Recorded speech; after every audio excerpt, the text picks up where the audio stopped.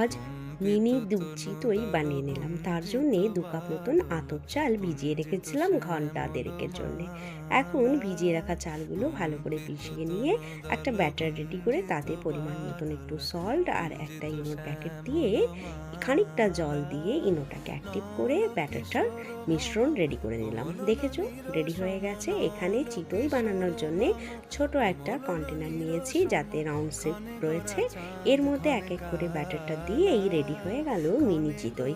দেখো চিতই পিঠেগুলো দারুণ হয়েছে, একদম নরম তুলতুলে।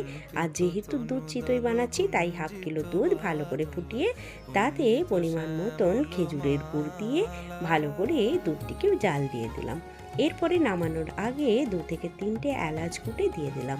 বাস, আর স্পঞ্জি ছোট্ট মিনি চিতইগুলোর উপরে দুধ ঢেলে দিলাম। দেখো রেডি হয়ে গেল ইউনিক মিনি চিতই। কেমন লাগলো?